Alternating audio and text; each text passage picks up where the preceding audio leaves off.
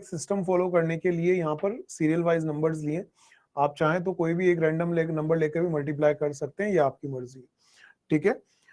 हमें कितने चाहिए थे, 4 इक्विवेलेंट फ्रैक्शन चाहिए तो मैं 5 से मल्टीप्लाई कर देता हूँ। 7 5 35, 9 5 45। अच्छा, ऊपर नीचे दोनों तरफ मल्टीप्लाई क्यों करते हैं, क्योंकि हमें फ्रैक्शन को चेंज नहीं करना है। 2 by 2 it is 1, 3 by 3 it is 1, 4 by 4 it is 1। तो मैं बेसिकली 1 से मल्टीप्लाई कर रहा हूँ। तो अगर मैं 1 से मल्टीप्लाई कर रहा हूँ तो मैं कोई चेंज कैसे कर सकता हूँ, 1 तो मल्टीप्लिकेटिव आइडेंटिटी होती है ना। तो इस तरीके से आप इक्विवेलेंट फ्रैक्शन लिख सकते हैं। वैसे 1/8 है, तो 1/8 के लिए भी वही मैं रूल यूज कर रहा हूँ, 2 से पहले मल्टीप्लाई करूंगा तो ये हो जाएगा 2/16, 3 से मल्टीप्लाई डिवाइड करूंगा तो ये हो जाएगा 3/24, 4 से मल्टीप्लाई डिवाइड करूंगा तो ये हो जाएगा 4/32, 5 से मल्टीप्लाई डिवाइड करूंगा तो ये हो जाएगा 5/40, 5/40। तो ये सारे इक्विवेलेंट फ्रैक्शंस हो गए किसके, 1/8 के। अगर आप इनके कॉमन फैक्टर्स को दोबारा कैंसिल कर देंगे, you will get the same fraction, that is 1/8। तो इसलिए इनको हम बोलेंगे कि ये इक्विवेलेंट फ्रैक्शंस है। मिस्टी कुछ कहना चाहती हो बेटा, बताइए, आपने हैंड रेज किया गुड होगा। Evening sir. गुड इवनिंग बेटा। सर जैसे मल्टीप्लिकेशन के अलावा डिवाइड का भी होता है, तो सर वो डिवाइड में कैसे होता है? डिवाइड में ऐसे होगा कि जैसे मान लो अगर आपके पास 16/48 है, आपने दोनों तरफ 4 से डिवाइड कर दिया, तो उस केस में ये हो जाएगा 4/12। तो ये 16/48 और 4/12 दोनों इक्विवेलेंट फ्रैक्शंस होंगे, ठीक है। सेम नंबर से डिवाइड भी कर सकते हैं, तो उससे भी इक्विवेलेंट फ्रैक्शन आ जाती है।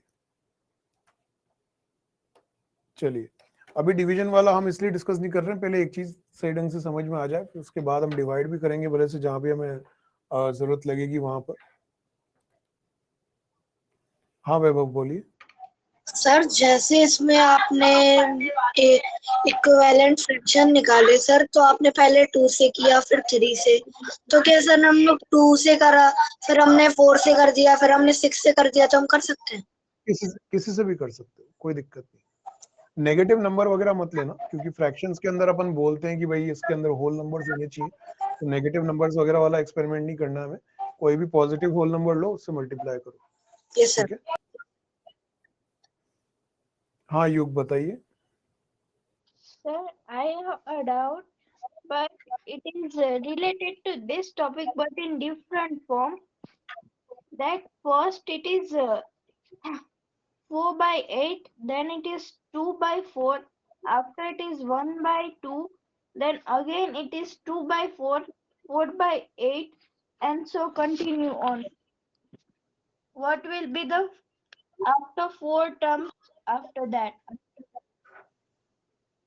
No, see, these fractions is changing because of the multiple factor that you are multiplying with the numerator and denominator. So it depends on you that which factor you are going to choose for multiplying with the numerator and denominator. Okay, and if you are following a pattern like you are saying 1/2, then 1/4, then 1/8. So in that, no, 1/2, then 2/4, right? Yes, sir. And then 4/8. So you are multiplying 2/2 by 2/2. So after 4/16, you will get 8/32 if you will multiply on both the sides by 2. Okay. Okay, sir. चलिए, अब आगे के doubt भी अभी हम लेंगे, थोड़ा सा और आगे बढ़ते हैं। Are the following fractions equivalent, क्या ये जो गिवन फ्रैक्शंस है ये इक्विवेलेंट फ्रैक्शंस है? तो इसको आपको चेक करके बताना पड़ेगा। जैसे कि फर्स्ट वाला है 4/7 और दूसरा वाला है 24/42। तो जिन कंडीशंस की मैं बात कर रहा था वो यही कंडीशंस थी। आप कैसे चेक कर सकते हैं, पहला वाला मैं बता रहा हूँ आपको। देखो क्या है, 4 के अंदर अगर मैं 3 का मल्टीप्लाई करता हूँ तो 24 आता है। आपको ये चेक करना है, सॉरी 4 के अंदर में 6 का मल्टीप्लाई करता हूँ, 4 के अंदर में 6 का मल्टीप्लाई करता हूँ तो 24 आता है। आप ये चेक कीजिए कि क्या 7 का मल्टीप्लाई 6 के साथ अगर हम करते हैं तो क्या 42 आता है क्या? और अगर आता है तो आपका आंसर यस होना चाहिए, और अगर नहीं आता है तो आपका आंसर नो होना चाहिए। ठीक है ना? तो मैं इसके लिए पोल स्टार्ट कर दूंगा। 2 टाइम दीजिए।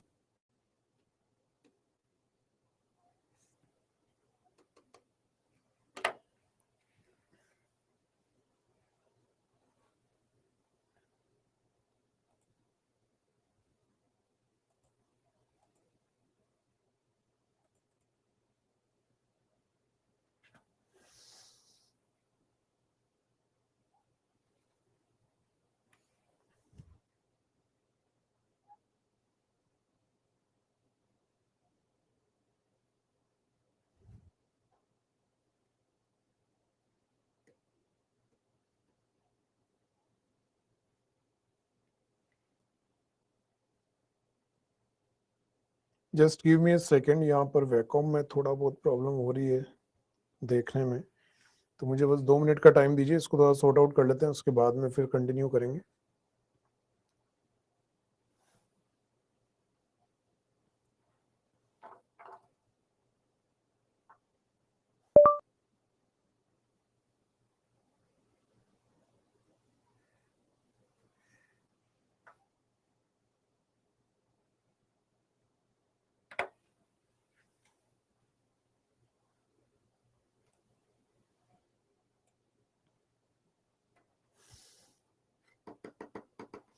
चलो, हाँ हाँ, चलो चलो चलो, हो गया हो गया हो गया, सही हो गया। इसको इधर ही ले लेते हैं, ज्यादा बेटर है।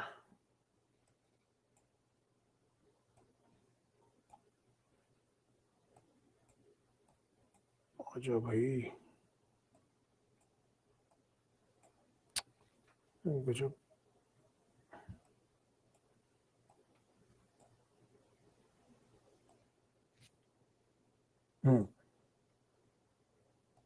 Now it is fine. तो यहाँ पर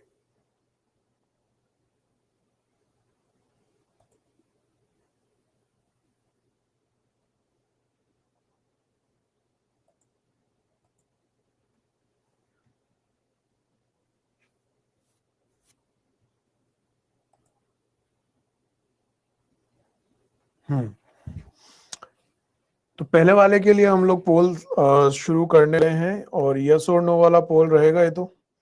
सो the poll starts now. Cross multiplication से भी कर सकते हो, बिल्कुल सही है।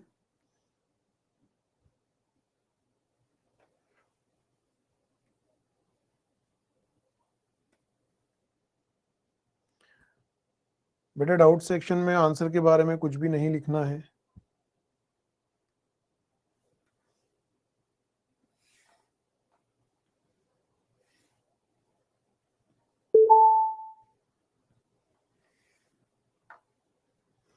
नाइन्टी 93% बच्चों ने सही आंसर किया है, और इसका आंसर यस हो जाएगा।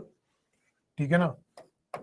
और यस क्यों होगा? क्योंकि 4/7, अगर आप 4 को 6 से मल्टीप्लाई करते हैं और 7 को 6 से मल्टीप्लाई करते हैं, तो यहाँ आ जाएगा 24, और 7 6 होता है 42, जो कि यहाँ पर लिखा हुआ है। इसके अलावा जो बच्चे मुझसे कह रहे हैं कि सर क्रॉस मल्टीप्लाई कर सकते हैं, तो बिल्कुल कर सकते हो। क्रॉस मल्टीप्लाई मेथड में क्या होता है, आपने 4 को मल्टीप्लाई किया 42 से, 24 को मल्टीप्लाई किया 7 से। अगर ये दोनों इक्विवेलेंट फ्रैक्शन होंगी तो जो प्रोडक्ट आएंगे दोनों वो क्या आएंगे? इक्वल आएंगे। जैसे कि 4 2 8, 4 4 16, 7 4 28, 7 2 14 प्लस 2 16। तो दोनों केस में 168 आ रहा है, तो इसका मतलब दोनों क्या है? इक्विवेलेंट फ्रैक्शंस है। अब इसके लिए भी पोल कर लेते हैं एक बार, देखते हैं कितने लोगों ने आंसर निकाल लिया है इसका। And the poll starts now.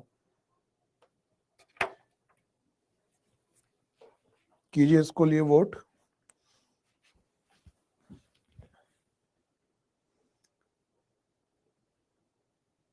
बेटा आंसर करने के लिए हैंड रेज मत कीजिए अभी, अगर कोई डाउट है तो ही हैंड रेज करना है। ठीक है? आंसर मैं मोस्टली आप लोगों से पोल के थ्रू ही पूछ रहा हूं। तो आप पोल के थ्रू आंसर करें, ज्यादा बेटर है। चलिए 76% लोगों ने सही आंसर दिया है। अभी यस नो वाले पोल हैं, इसलिए इनमें जो हमारा वो है क्या कहते हैं उसको, लीडर बोर्ड, वो जनरेट नहीं होगा, वो ABCD वाले पोल में ही होता है। तो इस केस में आंसर नो होगा। उसका रीजन क्या है, आप 7 में क्या मल्टीप्लाई करेंगे कि 3 आ जाए, तो ये पॉसिबल नहीं है। और 9 में क्या मल्टीप्लाई करेंगे तो कि 7 आ जाए, तो ये भी पॉसिबल नहीं है। और आप चाहें तो क्रॉस मल्टीप्लाई भी करके देख लें। 7 7 सा 49 होता है, 9 3 सा 27 होता है, दोनों इक्वल नहीं आ रहे हैं, तो ये दोनों इक्विवेलेंट फ्रैक्शंस नहीं हो सकती है। चलिए उसके बाद में एक क्वेश्चन आता है मेरे पास, अगर x/20 इक्विवेलेंट है 3/4 के, तो x की वैल्यू क्या होनी चाहिए। अब देखो सिंपल सी बात है, आप ये सोचो कि 4 के अंदर क्या मल्टीप्लाई किया होगा कि 20 आ गया, तो आपके पास x की वैल्यू अपने आप आ जाएगी। ठीक है ना।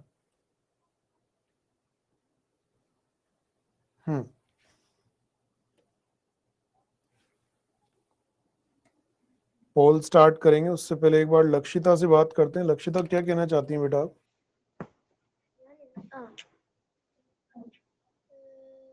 बोलिए। सर आपकी आवाज नहीं आ रही है। हाँ बताइए बेटा। Good evening sir. Good evening बेटा, बताइए। सर आपने जो फर्स्ट पीपीटी पे दिखाया था उसमें से एक क्वेश्चन मेरे को समझ नहीं आया। फर्स्ट वाला कौन सा, एक बार देखो किसकी बात कर रहे हो आप। ये यस सर। इससे पहले ये था क्वेश्चन पहला, तो कौन सा नहीं समझ में आया बताओ। सर वो 7/9 वाला।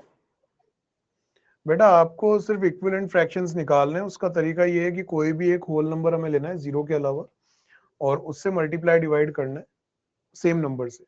1 से करेंगे नहीं, अगर 1 से करोगे तो सेम फ्रैक्शन वापस जाएगी। तो हमने 2 स्टार्ट किया, 2 से मल्टीप्लाई किया दोनों तरफ मतलब न्यूमरेटर और डिनोमिनेटर में, यस सर।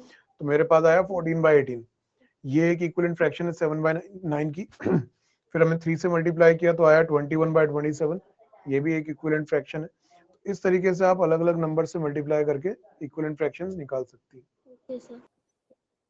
चलिए हाँ जी, तो इसका पोल स्टार्ट कर रहा हूं मैं अब, and the poll starts now. कीजिए वोट अपने फेवरेट ऑप्शन के लिए। क्रॉस मल्टीप्लाई वाला मेथड भी यूज कर सकते हैं, उससे भी आंसर आ जाएगा।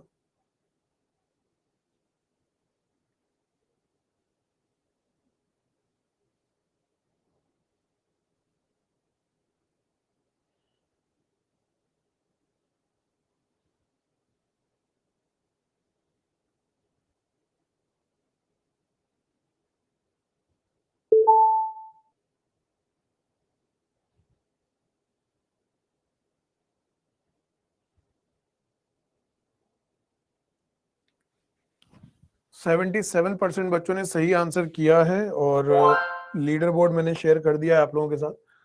तो देखिए सिंपल सी बात है, आपके पास 3/4 है और दूसरी फ्रैक्शन है x/20। आपको ये पता होगा कि आप 4 को 5 से मल्टीप्लाई करते हैं तब 20 आता है। तो इसी तरीके से आप अगर 3 को मल्टीप्लाई करेंगे 5 से तो क्या आएगा, इट विल बी 15। तो इसलिए x की वैल्यू क्या होनी चाहिए, 15 होनी चाहिए। और अगर हम इतना एनालाइज नहीं कर पा रहे हैं तो आप क्रॉस मल्टीप्लीकेशन का यूज कर लीजिए, x/20 एंड 3/4। तो क्या इक्वेशन बन जाएगी, x multiplied by 4 that is equals to 3 multiplied by 20। आपको x की वैल्यू चाहिए तो 4 को कहाँ लेकर जाएंगे आप, नीचे डिनोमिनेटर में। 4 5 इज 20, 3 into 5 दैट इज 15। तो 15 हमारा सही आंसर हो जाएगा, यानी कि सेकंड ऑप्शन।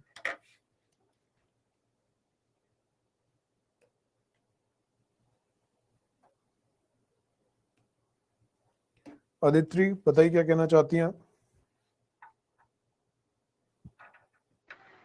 वो सर एक्चुअली मैं पूछ रही हूँ कि ऐसा डाउट नहीं है, बट ये जो आप बता रहे तो सारे ये सब तो बुक से है ना, जो एलन की हाँ बुक है वो। बट सर उसका पेज नंबर क्या है ये मुझे पता नहीं है, वो पेज नंबर बता सकते हैं। तो ये तो अभी मैं नहीं बता पाऊंगा आपको, आपको थोड़ा खुद ही ढूंढना पड़ेगा।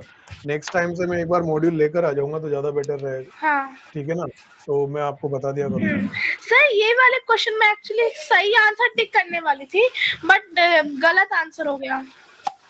कोई बात नहीं, आप अगली बार थोड़ा ध्यान रखिएगा, ठीक है ना? अगर हम सॉल्व सही कर रहे हैं तो फिर हमें ध्यान से थोड़ा क्लिक करना चाहिए ताकि हम सही आंसर पे क्लिक करें, ठीक है ना? Okay sir. चलिए, तो x इक्वल्स टू 15 आ चुका है, आगे बढ़ते हैं थोड़ा सा। Fraction equivalent to 16 by 18 with denominator 45 is, अब देखो यहाँ पर डिनोमिनेटर बोला गया है कि 45 होना चाहिए, तो यहाँ क्रॉस मल्टीप्लीकेशन आप अगर यूज करते हैं तो ज्यादा बेटर रहेगा, ठीक है ना? तो एक बार दिमाग लगाइए क्या होना चाहिए इसके अंदर। 18 को आप किससे मल्टीप्लाई करेंगे कि 45 बन जाए? तो ये थोड़ा सा ट्रिकी क्वेश्चन हो सकता है हमारे लिए, तो आप क्रॉस मल्टीप्लीकेशन वाला मेथड अगर यूज करेंगे तो ज्यादा बेटर है। और आप ये भी देख पा रहे होंगे कि यहाँ पर 16 आ रहा है ऊपर, है ना? तो हमें यही चेक करना है कि कॉरेस्पॉन्डिंग टू 16 क्या होना चाहिए, क्योंकि डिनोमिनेटर तो उन्होंने हमें दे दिया है। तो कीजिए इसको सिंप्लीफाई, देखते हैं क्या आंसर आता है।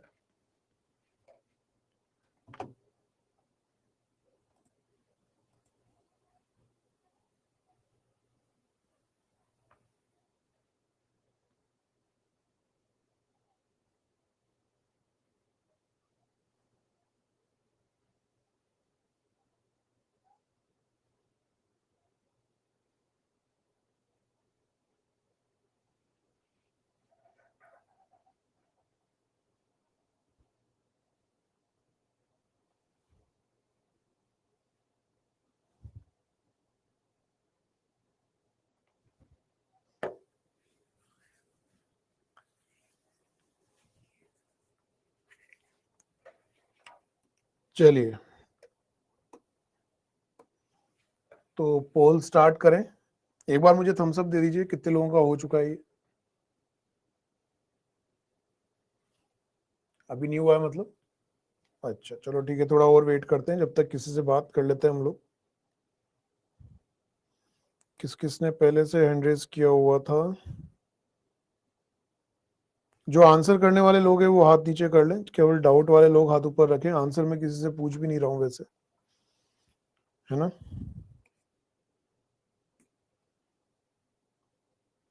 हाँ श्री जी का बताइए, क्या कहना चाहती हैं आप?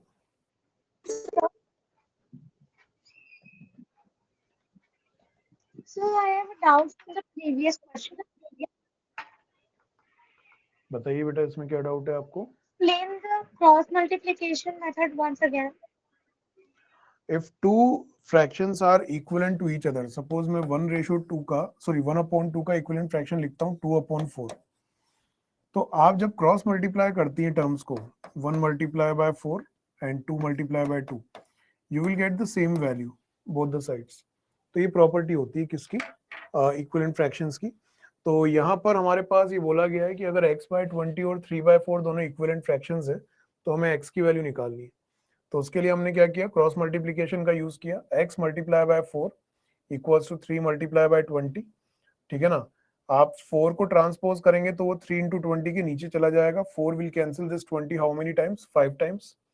3 multiply bye 5 that will be 15, ठीक है? चलिए, इसके बाद में अध्ययन से बात करते हैं। अध्ययन क्या कहना चाहते हैं, बताइए। सर जो ये क्वेश्चन है इसमें तो आंसर 5 आ रहा है, पर 1 कैसे जोड़ा है इसमें? कहाँ 5 आ रहा है? 15 आंसर है, 5 आना चाहिए आंसर। 3 में, अरे 4 में 5 मल्टीप्लाई किया तो 20 आया, हाँ। जो कि यहाँ दिया हुआ। तो जैसे 4 में 5 मल्टीप्लाई किया है वैसे 3 में 5 मल्टीप्लाई करोगे तो क्या आएगा? तो क्या आएगा वो आंसर है। तो 3 में 5 मल्टीप्लाई करोगे तो 15 आएगा ना? Yes sir. ये तो मैंने आपको समझाया कि 5 का मल्टीप्लीकेशन हो रहा है, आपसे पूछा थोड़ी गया था क्वेश्चन में कि किसका मल्टीप्लीकेशन हो रहा है। ये तो हमें देखना पड़ेगा, है ना? Yes sir. चलिए, इसके बाद में एक बंदे से और बात करेंगे, उसके बाद आगे बढ़ जाते हैं। किससे बात करें? मृगा ने भी बहुत देर से हैंड रेज किया हुआ है। मृगा से पूछ लेते हैं क्या पूछना चाहती हूँ। सर इक्विवेलेंट फ्रैक्शन में हम मल्टीप्लाई करते हैं वैसे डिवाइड कर सकते हैं? डिवाइड भी कर सकते हैं। अभी हम लोग क्योंकि स्टार्टिंग कर रहे हैं तो पहले मल्टीप्लिकेशन पे फोकस कर रहे हैं, बाकी डिवीजन भी हो सकता है। दोनों तरफ सेम नंबर से डिवाइड करेंगे तब भी वो इक्विवेलेंट फ्रैक्शन रहेगा। क्या इक्विवेलेंट फ्रैक्शन में चारों ऑपरेशन हो सकते हैं सर, जैसे एडिशन, सब्ट्रैक्शन, मल्टीप्लिकेशन और डिवीजन? एडिशन सब्ट्रैक्शन नहीं, मल्टीप्लिकेशन डिवीजन हो सकता है। एडिशन और सब्ट्रैक्शन क्यों नहीं हो सकता? क्योंकि इक्विवेलेंट फ्रैक्शन डिपेंड कर रहा है किसी मल्टीपल फैक्टर की वजह से, कि आप किसी फैक्टर का मल्टीप्लिकेशन या डिवीजन कर रहे हैं तो उससे आंसर सेम आ रहा है, क्योंकि अल्टीमेटली वो फैक्टर कैंसिल हो जाएगा। लेकिन कोई चीज आपने ऐड या सब्ट्रैक्ट कर दी तो फिर आप उसको दोबारा उस फ्रैक्शन में कन्वर्ट कैसे करेंगे? आप कैंसिल तो कर नहीं सकते। भाई आपने ऐसा बोला कि भाई मेरे पास एक फ्रैक्शन है a/b, मैंने उसको दोनों तरफ c से मल्टीप्लाई डिवाइड कर दिया, मतलब c से मल्टीप्लाई कर दिया, हाँ। तो at any time you can cancel these two. लेकिन अगर आपने c को ऐड कर दिया तो आप इन दोनों को कैंसिल थोड़ी कर सकते हैं। ओके। ऐसा कोई रूल नहीं है ना। या माइनस कर दोगे तब भी नहीं कर पाओगे, तो ओरिजिनल फ्रैक्शन तक पहुंचोगे कैसे? ओके। है ना। चलिए अब आप पहले एक बार इसका आंसर कर दीजिए, फिर हम आगे के डाउट्स लेंगे। तो मैं यहाँ पोल स्टार्ट कर रहा हूँ and the poll starts now. कीजिए वोट।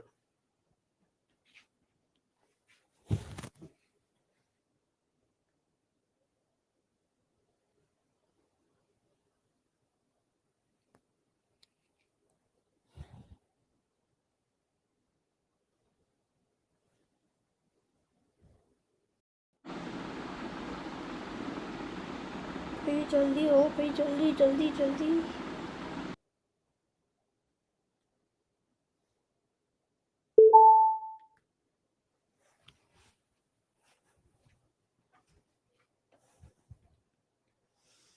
सेवेंटी 70% लोगों ने सही आंसर किया है। देखो अब इसके भी अपन पहले तो क्रॉस मल्टीप्लीकेशन से करके देख लेते हैं। देखिए 16/18 के इक्विवेलेंट कोई फ्रैक्शन चाहिए जिसका डिनोमिनेटर 45 है, न्यूमरेटर हमें पता नहीं, ठीक है ना। तो अगर मान लो मैं क्रॉस मल्टीप्लाई करता हूं तो 16 into 45 will be equals to x into 18। मुझे x की वैल्यू चाहिए तो x की वैल्यू क्या हो जाएगी? 16 इंटू 45 अपॉन 18।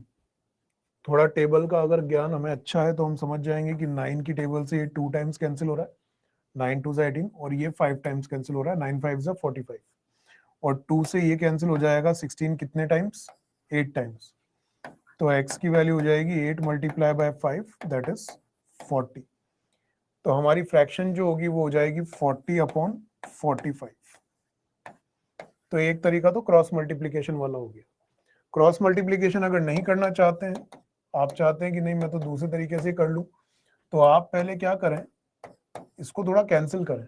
जैसे मान लो 2 से आपने कैंसिल किया, 2 8 एंड 2 9, तो आपके पास आएगा 8 अपॉन 9।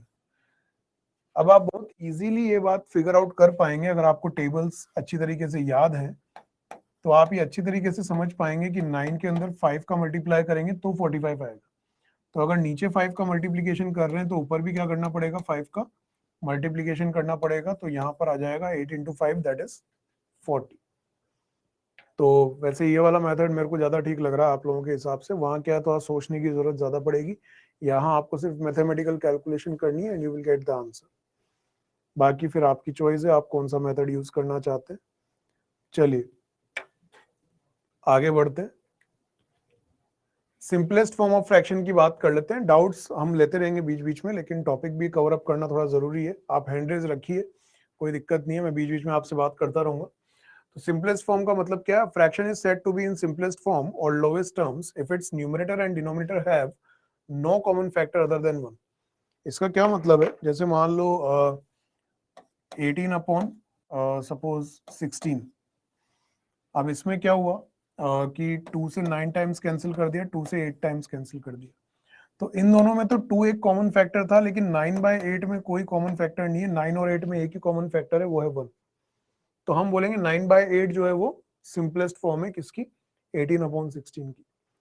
तो जब आप कैंसिल करते करते उस कंडीशन में आ जाते हैं जहां पर न्यूमरेटर और डिनोमिनेटर के बीच में कोई कॉमन फैक्टर नहीं बचता 1 के अलावा, तो आप बोल देते हैं कि भाई अब ये सिंपलेस्ट फॉर्म में कन्वर्ट हो चुकी है, हम इससे ज्यादा काटा पीटी नहीं मचा सकते अब इस फ्रैक्शन के साथ, ठीक है। तो वो हमारी क्या हो जाती है, सिंपलेस्ट फॉर्म हो जाती है।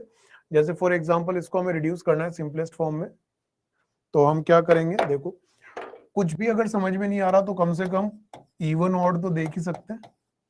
अब ये दोनों इवन है तो या तो डायरेक्टली कैंसिल करो, डायरेक्टली नहीं आ रहा है जो कि इतना जरूरी नहीं कि सबको आ जाए, आप आराम से रफ में जाके डिवाइड करो, 2 2 जा 4, 2 3 जा 6, 2 1 जा 2, ठीक है ना। तो 231 टाइम्स तो ये कैंसिल हो गया। इसको अगर मैं कैंसिल करूंगा 2 5 जा 10, 2 5 जा 10, ठीक है ना। तो अब मेरे पास आ गया कितना, 231/55। अब मैं एक बार चैट बॉक्स ओपन कर रहा हूं, मैं देखना चाहता हूं कितने लोग मुझे इस बात का आंसर दे सकते हैं कि मैं इनको और कौन से नंबर से कैंसिल कर सकता हूं। नेक्स्ट कौन सा नंबर लूंगा मैं जिससे मैं कैंसिल कर पाऊंगा 231 और 55 को।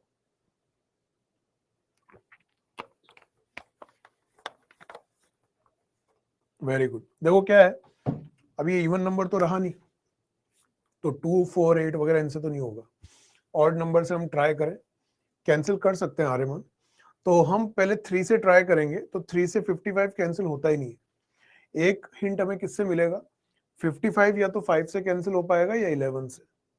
अब 5 से कैंसिल वही नंबर होते हैं जिनके लास्ट में या तो 5 आ रहा हो या 0 आ रहा हो। आप ट्राई करके देख सकते हो, ये डिविजिबिलिटी क्राइटेरिया एक्चुअल में 5 का। तो 5 से तो ये कैंसिल हो जाएगा और 11 से भी हो जाएगा, लेकिन 5 से ये कैंसिल नहीं हो रहा, तो मोस्ट प्रोबेबली 11 से कैंसिल हो सकता है। तो हम रफ में जाएंगे और 231 को 11 से कैंसिल करके देखेंगे, मतलब डिवाइड करके देखेंगे। 11 2 जा 22, 1 बचेगा मेरे पास, 11 1 जा 11, ठीक है। तो मैं 11 से कैंसिल करूंगा, 11 5 जा 55 और ये 21 टाइम्स कैंसिल हो गया, तो मेरे पास आया 21/5। अब 21 और 5 में कोई कॉमन फैक्टर नहीं बचा है, तो ये 21/5 जो है वो इसकी सिंपलेस्ट फॉर्म। चलिए, तो अब हमारे पास क्वेश्चन आता है कि भाई इनको सिंपलेस्ट फॉर्म में कन्वर्ट करना है। मैं यहाँ पर कर रहा हूँ, अब आपका चैट बॉक्स ओपन है तो आप आंसर कर सकते हैं चैट बॉक्स में। तो 84/98,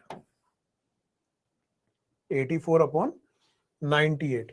तो मैं 2 से शुरू कर देता हूँ, ज्यादा बेटर रहेगा। 2 से जब मैं कैंसिल करूंगा तो 2 4 जा 8, 2 2 जा 4, 2 4 जा 8 और 2 9 जा 18, तो मेरे पास आया 42/49, ठीक है जी। अब इन दोनों को देख के हमें लगेगा कि यार अब क्या करें, तो हमें याद आनी चाहिए हमारे मित्र 7 की। 7 हमसे कहेगा कोई टेंशन वाली बात नहीं, 7 6 जा 42, 7 7 जा 49, तो हमारे पास आ जाएगा 6/7। 6/7 जैसे ही आएगा तो ये दोनों हाथ ऊपर कर देंगे। अब कोई काटा पीटी नहीं चलेगी, क्योंकि 6 और 7 के बीच में कोई कॉमन फैक्टर है ही नहीं कैंसिल करने के लिए, ठीक है ना। तो 6/7 will be the simplest form of this fraction. Second part की अगर बात करें, 68/17 किससे कैंसिल करना चाहिए, चैट बॉक्स में बताओ। क्या बात है, अक्षिता ने सबसे पहले आंसर किया। कुछ भी कैंसिल नहीं होगा क्या? 17 की टेबल अगर आती है आप लोगों को तो आपको पता होगा कि 17 4 जा 68 होगा। करके देखो 17 को 4 से मल्टीप्लाई। ऋषिकेश क्या पूछना चाहते हो आप? आपने हैंड रेज किया हुआ है।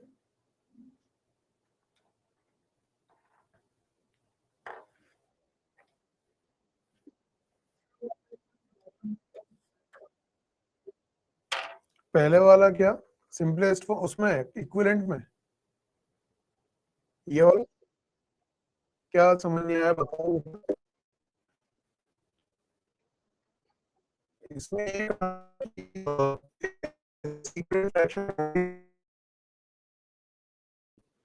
तो हमने इक्विवेलेंट फ्रैक्शन के लिए पढ़ा हुआ है कि अगर हम क्रॉस मल्टीप्लाई करते हैं तो इक्वल वैल्यूज आनी चाहिए। 16 multiply by 45 will be equals to x multiply by 18। तो आप x की वैल्यू निकाल सकते हैं, 18 को नीचे ले जाइए, कैंसिल वगैरह कीजिए, x की वैल्यू आ जाएगी, ठीक है।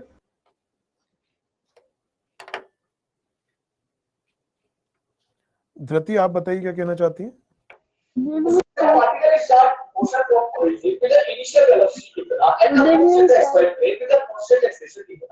आपकी आवाज कम आ रही है, आसपास की आवाज। अगर आपके आसपास दूर रहा है तो आपको थोड़ा वहां से दूर रहना पड़ेगा, तब मैं आपकी आवाज। Good evening sir. Good evening बेटा, आप बताइए। सर ये वाले क्वेश्चन में मेथड 1 समझ में नहीं आया। क्या नहीं समझ में आया? मेथड एक 1। बार फिर मेथड 1 ये वाला, इसके Yes, अंदर sir. हमने सिर्फ क्रॉस मल्टीप्लिकेशन यूज किया है।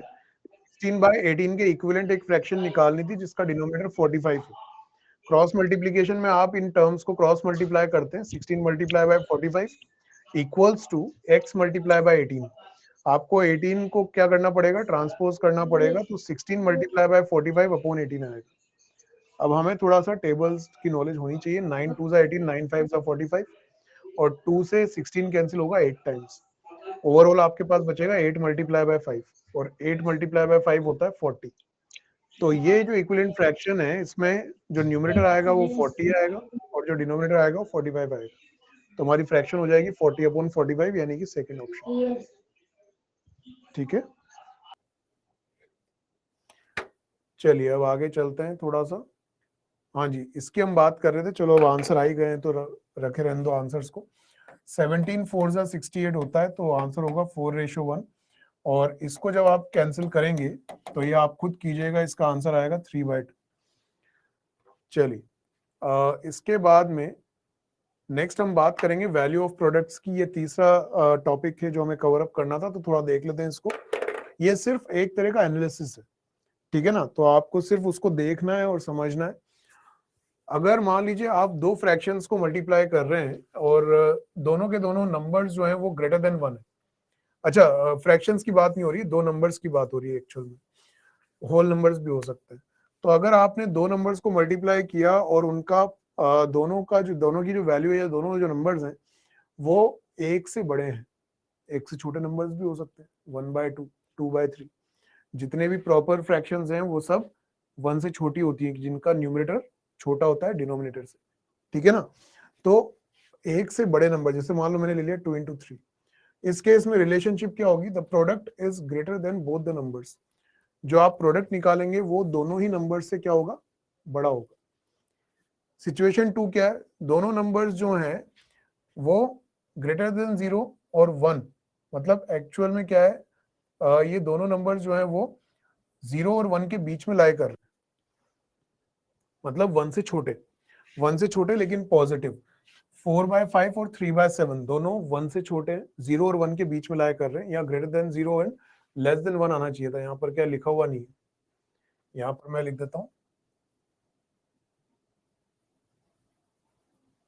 Less than 1। तो 0 से बड़े और 1 से छोटे नंबर्स को अगर आप मल्टीप्लाई कर रहे हैं, दोनों नंबर्स 1 से छोटे हैं, उस केस में जो प्रोडक्ट आएगा वो दोनों ही नंबर्स से छोटा आएगा। देखो आप 4/5, 3/7 दोनों को मल्टीप्लाई करेंगे 12/35 आएगा।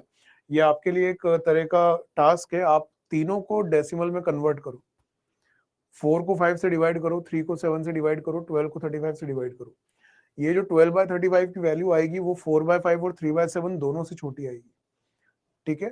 तीसरी सिचुएशन है कि एक नंबर तो क्या है 0 और 1 के बीच में, मतलब 1 से छोटा है, और एक नंबर 1 से बड़ा है। जैसे कि सपोज मैंने ले लिया 3/5 जो कि 1 से छोटा है और 4 जो कि 1 से बड़ा है, ठीक है ना। तो आप अगर दोनों को मल्टीप्लाई करेंगे तो आपके पास आएगा 12/5। तो ये जो प्रोडक्ट आएगा ये less than the number greater than 1 and greater than the number which is between 0 and 1। ये जो प्रोडक्ट आएगा वो ये जो आपने नंबर लिया था ग्रेटर देन 1 उससे तो छोटा है, मतलब 12/5 इज लेस देन 4। आप इसको कन्वर्ट करो एक बार उसके अंदर, डेसिमल के अंदर, तो ये आएगा 2.4। 5 2 10, 2 बचेगा, 20 हो जाएगा, 5 4 20, तो ये आएगा 2.4। जबकि आपने जो नंबर लिया था ग्रेटर देन 1 वो क्या लिया था, 4 लिया था। तो ये जो आएगा प्रोडक्ट वो 4 से तो छोटा आएगा। लेकिन जो नंबर हमने 0 और 1 के बीच में लिया था 3/5 जो कि 1 से छोटा नंबर है, उससे ये प्रोडक्ट बड़ा होगा।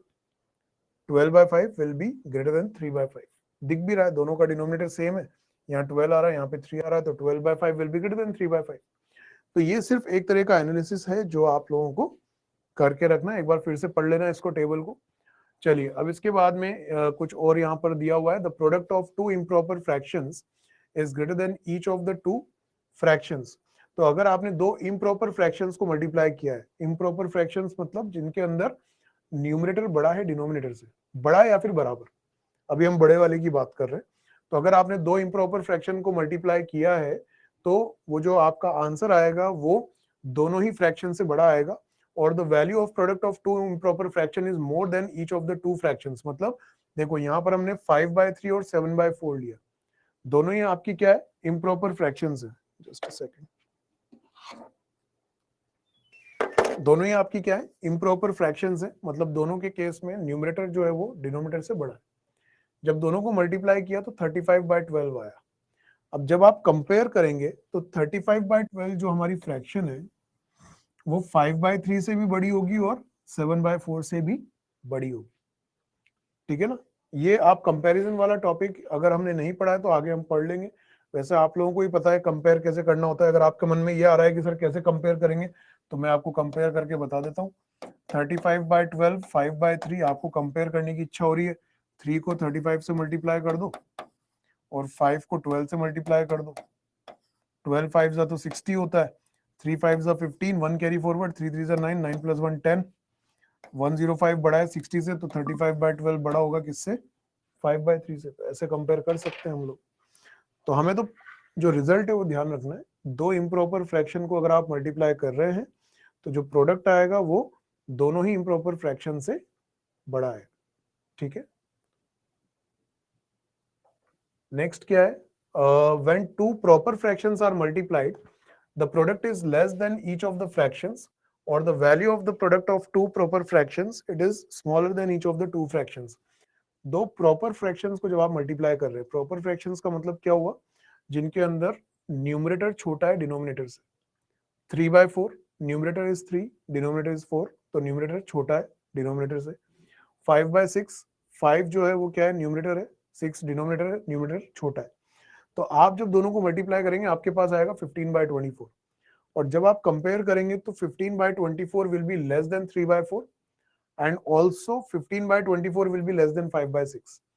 15/24 3/4 और 5/6 दोनों से छोटा है, ठीक है ना। पिछले वाले केस में तो क्या हो रहा था, जो प्रोडक्ट आ रहा था वो दोनों फ्रैक्शन से बड़ा आ रहा था। यहाँ पर क्या हो रहा है, यहाँ पर 15/24 जो प्रोडक्ट आ रहा है वो इन दोनों से छोटा आ रहा है, ठीक है। The product of proper and improper fraction. अब हम बात कर रहे हैं मिक्स तरह की फ्रैक्शंस की, कि भाई अगर एक प्रॉपर और एक इम्प्रॉपर अगर हम ले ले उस केस में क्या रिजल्ट होगा। जैसे यहाँ पर मैंने ले लिया 3/5 जो कि एक प्रॉपर फ्रैक्शन है, 9/4 जो कि एक इम्प्रॉपर फ्रैक्शन है। दोनों को हमने मल्टीप्लाई किया, हमारे पास आया 27/20। अब क्या रिजल्ट आ रहा है वो देखिए एक बार। ये जो 27/20 आया ये प्रॉपर फ्रैक्शन से तो बड़ा आ रहा है, 27/20 इट इज ग्रेटर देन 3/5, और ये जो 27/20 है ये इम्प्रॉपर फ्रैक्शन से छोटा आ रहा है, ठीक है। तो जब आप एक इम्प्रॉपर और एक प्रॉपर फ्रैक्शन को मल्टीप्लाई करेंगे तो जो प्रोडक्ट आएगा वो जो प्रॉपर फ्रैक्शन है उससे तो बड़ा आएगा और जो इम्प्रॉपर फ्रैक्शन है उससे छोटा आएगा। So we can say that the product obtained is less than improper fraction. Improper fraction से तो ये प्रोडक्ट छोटा है, लेकिन जो प्रॉपर फ्रैक्शन है उससे ये प्रोडक्ट बड़ा आ रहा है, ठीक है। अच्छा सॉरी अंकिता, एक्चुअल में क्या है कि शुरू में कुछ बच्चों ने यहाँ पर, अच्छा टाइम अप हो चुका है क्या, ओके सॉरी।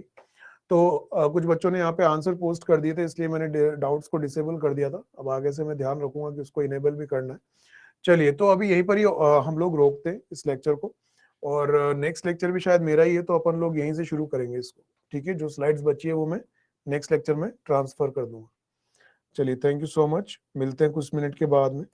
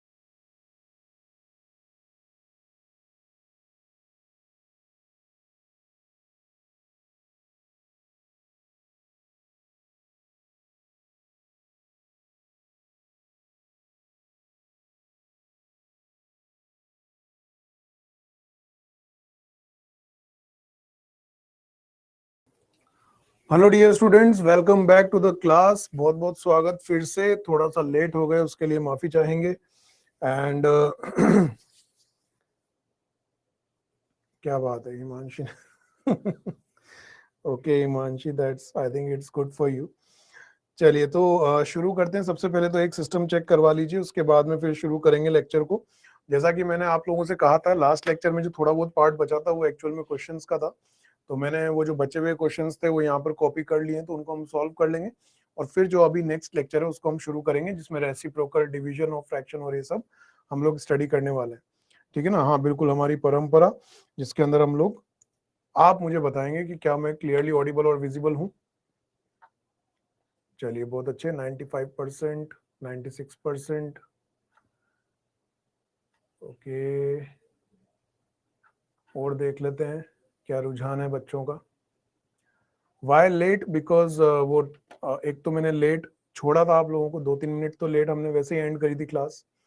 तो ऑब्वियसली थोड़ा बहुत बीच में ब्रेक चाहिए होता है टीचर्स को।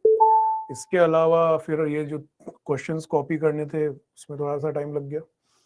चलिए 97% लोगों ने सही आंसर किया, मतलब सॉरी, जिनको मेरी आवाज आ रही है और जिनको मैं सुनाई भी दे रहा हूँ।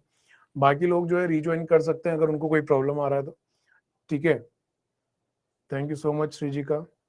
वॉल्यूम लो है बेटा अभी। एक बार वैसे तो अपना हार्डवेयर भी चेक कर लीजिए, हो सकता है कि आपने वॉल्यूम वगैरह लो किया हुआ हो। बाकी मैं भी कोशिश करूंगा कि मैं थोड़ा सा और जोर से बोलूं। ठीक है, चलिए तो यहाँ पर कुछ क्वेश्चंस बाकी थे तो वो हम कर लेते हैं। अच्छा एक चीज मैं आपको बता देता हूँ, हमने वैसे काफी सारे केसेस पढ़े, उसके लिए क्या कहते हैं, हम लोग कंपैरिजन वाले केसेस है ना, लेकिन उसमें कुछ बेसिक चीजें थी जो नहीं थी, जो यहाँ क्वेश्चंस में काम में आएंगी। क्या होता है देखो, जैसे मान लो अगर मैं आपसे कहता हूँ 6/5, 8/5, तो इसमें कौन सा बड़ा होगा? अगर डिनोमिनेटर सेम है तो जिस फ्रैक्शन का न्यूमरेटर बड़ा है वो फ्रैक्शन बड़ी होगी। यस और नो? सही बात है ना? 8/5 बड़ा होगा, 6/5 छोटा होगा। लेकिन अगर मान लीजिए मैं ऐसा बोलता हूं कि 5/6 और 5/8 में से कौन बड़ा होगा, तो क्या बोलोगे? कौन बड़ा होना चाहिए दोनों में से? 5/6 और 5/8 में से कौन बड़ा होगा? देखो, जब न्यूमरेटर सेम होता है, जब न्यूमरेटर सेम होता है तो वो फ्रैक्शन बड़ी होगी जिसका डिनोमिनेटर छोटा होगा। वो फ्रैक्शन बड़ी होगी जिसका डिनोमिनेटर छोटा होगा। अपने दिमाग में एक एग्जांपल ला सकते हो। अगर मैं बोलूं कि भाई 1/2 और 1/4 कौन सा बड़ा है, तो क्या बोलोगे? 1/4।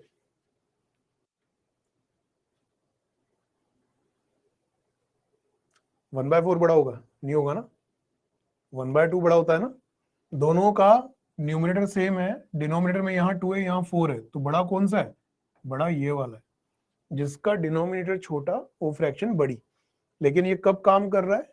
जब न्यूमरेटर सेम है। ठीक है ना? और अगर डिनोमिनेटर सेम है तो जिसका न्यूमरेटर बड़ा होगा वो फ्रैक्शन बड़ी होगी, जिसका न्यूमरेटर छोटा होगा वो फ्रैक्शन छोटी होगी। अब जैसे यहाँ पर सेम केस यहाँ पर एप्लीकेबल है। 97/98, 97/45, दोनों का न्यूमरेटर सेम है। तो अगर न्यूमरेटर सेम है तो जिसका डिनोमिनेटर बड़ा वो फ्रैक्शन छोटी। इसका डिनोमिनेटर बड़ा है तो इसका मतलब ये फ्रैक्शन क्या होगी? छोटी होगी। किससे? 97/45। ठीक है, सेकंड पार्ट पे आ जाओ। सेकंड पार्ट के अंदर डिनोमिनेटर दोनों का सेम है। अगर डिनोमिनेटर दोनों का सेम है तो आपको न्यूमरेटर्स को कंपेयर करना है। ऑब्वियसली हमें ये बात पता है कि 106 जो है वो छोटा होता है किससे? 111 से। तो यानी कि 106 upon 123 will be lesser as compare to 111 upon 123। ठीक है, तो ये कॉन्सेप्ट आपको याद रखना है। इसके बाद आपको ये बताना है कि इनमें से कौन सी फ्रैक्शन सबसे बड़ी होगी। अब इनमें क्या हो रहा है, देखो न्यूमरेटर सबके सेम है, तो जिस फ्रैक्शन का डिनोमिनेटर सबसे छोटा होगा वो फ्रैक्शन सबसे बड़ी होगी। ठीक है ना? तो चलिए शुरू करते हैं। नहीं शारण्य, आप कंपोजिट नंबर से भी मल्टीप्लाई कर सकते हो, कोई दिक्कत नहीं। हाँ जी, तो अब यहाँ पर ठीक है, तो पोल स्टार्ट करें and the poll starts now.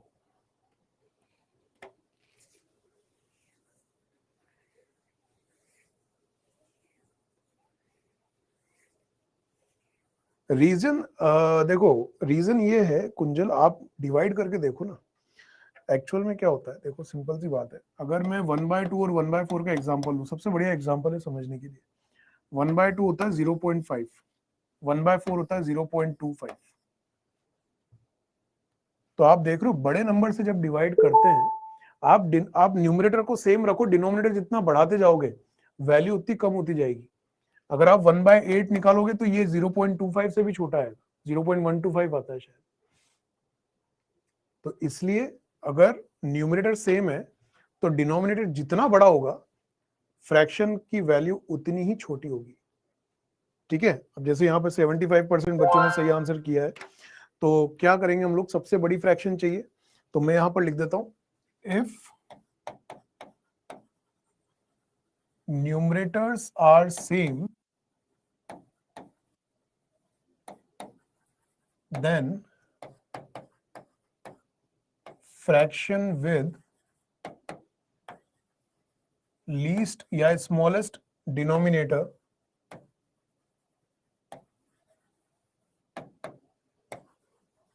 will be greatest।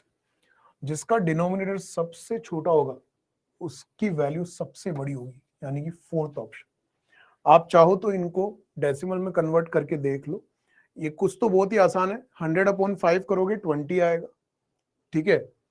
इसके अलावा 100/10 करोगे तो 10 आएगा। 100/18 और 100/11 की अप्रोक्सीमेट वैल्यू निकाल के आप देख सकते हो। ठीक है ना? स्पेलिंग ऑफ फ्रैक्शन रॉन्ग नहीं है बेटा, वो शॉर्ट फॉर्म में लिखते हैं हम लोग, या आप आगे की क्लास में देखेंगे तो आपको पता लगेगा। चलिए तन्वी, मैंने रीजन लिख दिया है कि हमने कैसे सॉल्व किया है इसको। हाँ कविश,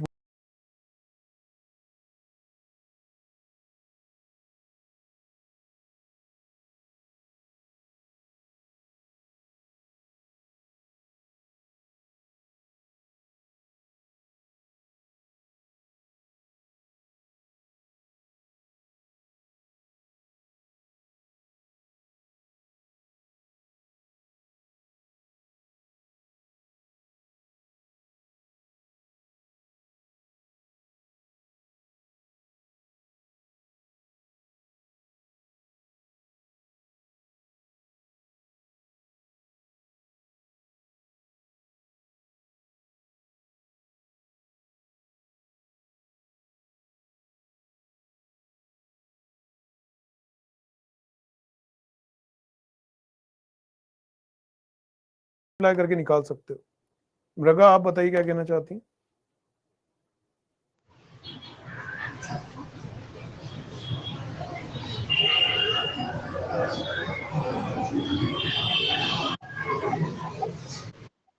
हेलो,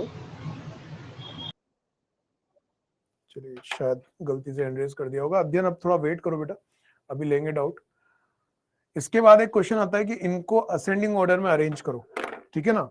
तो अब देखो, सबसे बढ़िया तरीका तो यही है कि हम इनको सेम डिनोमिनेटर के अंदर कन्वर्ट कर दें, तो हम ये डिसाइड कर पाएंगे न्यूमरेटर को देख के कि कौन सी फ्रैक्शन सबसे बड़ी है, कौन सी उससे छोटी, कौन सी सबसे छोटी। ठीक है ना? तो उसके लिए क्या करना पड़ेगा, 6, 9 और 4 का एलसीएम निकालिए। कैसे निकालेंगे?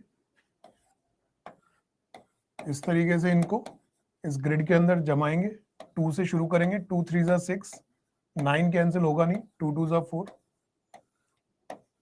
3 9, 2 1 जा 2, 3 से डिवाइड करेंगे, 3 1 जा 3, 3 3 जा 9, फिर 3 से डिवाइड करेंगे, 1 1 1, तो एलसीएम क्या हो जाएगा, एलसीएम हो जाएगा 2 multiply by 2 multiply by 3 multiply bye 3 यानी कि 36।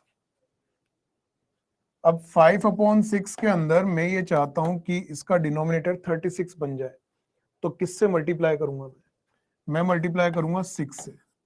तो एक तरीके से मैं क्या निकाल रहा हूं, मैं निकाल रहा हूं इक्विवेलेंट फ्रैक्शन विद डिनोमिनेटर 6। तो ये हो जाएगा 5 6 30, 6 6 36, 6 6 36। इसके अलावा 4/9 मुझे चाहिए नीचे 36, मुझे पता है 9 मल्टीप्लाई बाय 4 क्या होता है, 36 होता है। तो 4 से मैंने मल्टीप्लाई डिवाइड कर दिया, 4 4 16, 9 4 36। लास्ट वाला जो है वो है 1/4, 4 को 9 से मल्टीप्लाई करने से 36 आएगा, तो ये फ्रैक्शन हो जाएगी 9/36। अब तीनों के डिनोमिनेटर सेम बन चुके, तो आपको अगर असेंडिंग ऑर्डर में अरेंज करना है तो आपको सिर्फ क्या करना है, न्यूमरेटर्स को कंपेयर करना है। सबसे छोटा न्यूमरेटर किसका, 9/36 का, उससे बड़ा न्यूमरेटर किसका, 16/36 का, सबसे बड़ा न्यूमरेटर किसका, 30/36 का। लेकिन अब हमें जो आंसर लिखना पड़ेगा वो ओरिजिनल फॉर्म में लिखना पड़ेगा। तो ओरिजिनल फॉर्म क्या होगी, 1/4, 4/9 और 5/6। तो ये असेंडिंग ऑर्डर हो जाएगा। ठीक है, तो इस तरीके से आपको अरेंज करना होता है। आप सबके जो डिनोमिनेटर्स हैं उनको सेम कर दीजिए, तो आपको सिर्फ न्यूमरेटर के अंदर आपको कंपैरिजन करना रहेगा। हाँ बिल्कुल कुंजल, कई लोग इक्वेशंस के अंदर भी ऐसा लिखते हैं, ये शॉर्ट फॉर्म होती है। आप लोग जब बड़ी क्लास में जाएंगे, नोट्स हाथों हाथ बनाएंगे, तो क्लास जो है वो थोड़ी स्पीड में चल रही होती है, तो हम हर चीज को पूरे तरीके से नहीं लिख पाते, तो इसलिए फिर शॉर्ट फॉर्म्स बनानी पड़ती है हमें। हाँ अध्ययन बोलिए, अब क्या कहना चाह रहे थे आप? यानी कि जो ये पहले वाला क्वेश्चन था उसमें हम लोग को अपोजिट समझना है। क्या समझना है? अपोजिट समझना है, जो बड़ा है वो छोटा है और जो हाँ छोटा है वो बड़ा है। बिल्कुल बिल्कुल, अगर न्यूमरेटर सेम है तो डिनोमिनेटर के केस में आपको अपोजिट देखना है। ठीक है सर। चलिए तन्वी बताइए क्या कहना चाहती हैं? सर मुझे आप फिर से वो वाला क्वेश्चन बता सकते हैं क्या? ये वाला? Yes sir. बेटा इसमें क्या होता है, हम इक्विवेलेंट फ्रैक्शंस बना रहे हैं और हम ये चाहते हैं, देखो क्या है हमारे लिए सबसे आसान क्या होती है चीजें, या तो न्यूमरेटर बराबर हो या डिनोमिनेटर बराबर हो। डिनोमिनेटर बराबर होगा तो हम न्यूमरेटर को कंपेयर करेंगे, न्यूमरेटर बराबर होगा तो डिनोमिनेटर को। अब यहाँ पे लफड़ा क्या है कि दोनों ही चीजें अलग अलग है, तो कैसे कंपेयर करें? तो हम क्या करते हैं, हम कोशिश करते हैं कि डिनोमिनेटर बराबर हो जाए। तो अगर डिनोमिनेटर सेम हो जाएंगे तो फिर हमें सिर्फ न्यूमरेटर को देखना रहेगा कि कौन सा न्यूमरेटर बड़ा है और कौन सा छोटा है। ठीक है ना? तो मैंने क्या किया, मैंने तीनों का एलसीएम लिया। एलसीएम क्या होता है, लीस्ट कॉमन मल्टीपल, मतलब वो एक ऐसा मल्टीपल है जो 6 की टेबल में भी आएगा, 6 6 36, 9 की टेबल में भी आएगा, 9 4 36, 4 की टेबल में भी आएगा, 4 9 36। तो मैंने तीनों का एलसीएम निकाला, एलसीएम आया 36। अब मैं ये कोशिश करूंगा कि सारी फ्रैक्शंस के डिनोमिनेटर को मैं 36 में कन्वर्ट करूं। तो मैं क्या करूंगा, जैसे 5/6 है, 6 को 6 से मल्टीप्लाई करने से 36 आता है, तो मैं इस फ्रैक्शन को 6/6 से मल्टीप्लाई करके इसको 30/36 लिख दूंगा। 4/9 के अंदर 9 को किससे मल्टीप्लाई करेंगे 36 आए, 4 से मल्टीप्लाई करेंगे, 4/4, तो ये हो जाएगा 16/36। 1/4 के अंदर मुझे 4 को कन्वर्ट करना है 36 में, तो किससे मल्टीप्लाई करूंगा, 9 से, इट विल बिकम 9/36। एक बार अगर तीनों के डिनोमिनेटर सेम बन गए तो आप न्यूमरेटर को कंपेयर करके इंक्रीजिंग ऑर्डर में लिख सकते हो उसको। Okay sir. ठीक है ओके। कुछ लोग कह रहे हैं कि इसके अंदर क्रॉस मल्टीप्लिकेशन यूज करें, तो बेटा वो थोड़ा सा टाइम टेकिंग भी होगा, आपको दो दो का पेयर बना के सबको चेक करना पड़ेगा। अगर आप करना चाहते हैं तो कर सकते हैं, बाकी मेरे हिसाब से ये मेथड सबसे बढ़िया है। बाकी के डाउट्स हम लेंगे बीच में, अब थोड़ा सा आज का जो लेक्चर है उसी को हम लोग थोड़ा आगे बढ़ाएंगे। ठीक है ना? तो बाकी के डाउट्स के लिए थोड़ा वेट करना पड़ेगा। तो अभी हम लोग क्या करने वाले हैं, यहाँ पर एक ये लेबोरेटरी का कुछ सीन यहाँ पर लग रहा है, द ऑर्डर मिस्ट्री, मतलब मल्टीप्लीकेशन का ऑर्डर हम लोग देखेंगे कि अगर मल्टीप्लीकेशन का ऑर्डर अगर मैं चेंज कर देता हूँ तो क्या क्वेश्चन पे कोई फर्क पड़ता है, मतलब क्वेश्चन के आंसर पे कोई फर्क पड़ेगा, जैसे a मल्टीप्लाई बाय b या b मल्टीप्लाई बाय a, दोनों का आंसर सेम आएगा या अलग अलग आएगा, ठीक है। उसके अलावा होल नंबर्स मीट फ्रैक्शन, मतलब फ्रैक्शन का मल्टीप्लिकेशन होल नंबर से। इसके अलावा डिवीजन की भी हम बात करने वाले हैं, फ्रैक्शन के डिवीजन की। और इसके अलावा ऑफ जो होता है उसको हम डिकोड करेंगे कि ऑफ जो होता है उसका मतलब मल्टीप्लिकेशन होता है, ठीक है। तो काफी सारे टॉपिक्स हैं, order of multiplication, reciprocal, division, इन सारी चीजों के बारे में बात करने वाले हैं। फोकस मोड में थोड़ी बहुत देर हम चले जाते हैं और उसके बाद में फिर हम लोग आगे की बात करेंगे। If two numbers are equivalent then which of is this bigger. Equivalent अगर है तो जिसका न्यूमरेटर बड़ा है वो बड़ा होगा बेटा। हाँ जी, तो यहाँ ऑर्डर की, अच्छा हाँ एक चीज मैं आपको और बता दूं, इस डायग्राम को देख के मुझे याद आ गया कि लास्ट लेक्चर में कुछ गलत डायग्राम्स थे, तो गलत ही थे, ठीक है ना। मैंने बाद में चेक किया तो एक्चुअल में क्या है, पीपीटी में अपडेशन हो चुका था लेकिन वो कॉपी नहीं हो पाई थी यहाँ पर, इसलिए वो गलत चीज यहाँ पर दिख रही थी। तो आप उसको गलत ही मान के चलेंगे डायग्राम को, जो हमने स्किप कर दिया था, ठीक है ना। चलिए, अब यहाँ पर लिखा हुआ है कि भाई 1/3 इंटू 1/4 जो होता है वो 1/12 होता है, ये बात हमें पता भी है। 1 इंटू 1 1, 3 इंटू 4 12। अब इसको इन्होंने देखो दो तरीके से बताया है। ये जो रेक्टेंगल है उसके अंदर हमने इसके 3 इक्वल पार्ट किए, इस वाली लेंथ के, इसके हमने 3 इक्वल पार्ट किए, तो हर एक पार्ट कितना हो गया 1/3। इस वर्टिकल लेंथ के हमने 4 इक्वल पार्ट्स किए, 1 2 3 4, तो हर एक पार्ट कितना हो गया 1/4।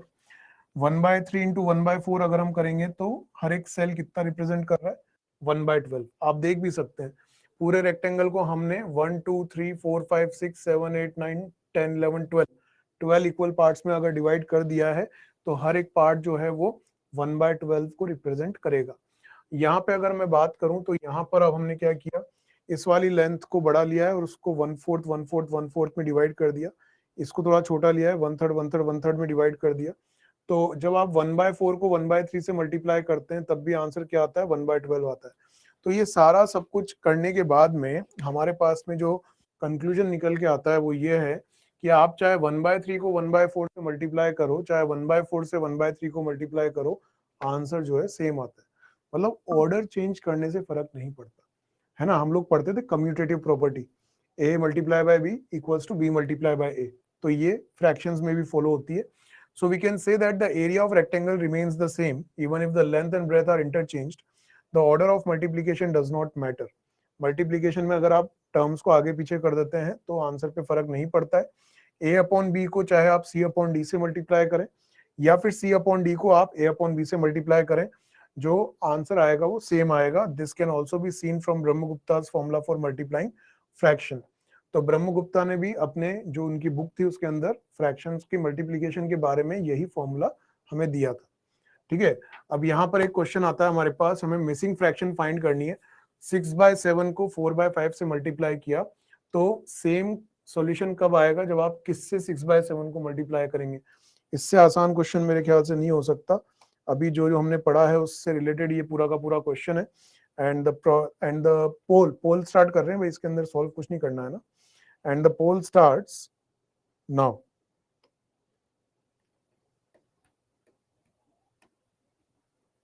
देवांश, आप कुछ कहना चाहते हैं? आपने हैंड रेज किया हुआ है। Hello sir. सर आपने क्वेश्चन नहीं समझा है। कौन सा बेटा? सर इससे पहले वाला।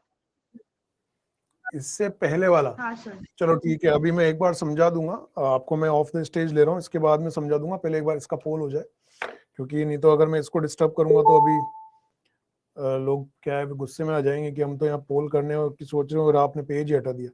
तो 84% बच्चों ने सही आंसर किया है। वैसे मैं 100% मान के चल रहा था।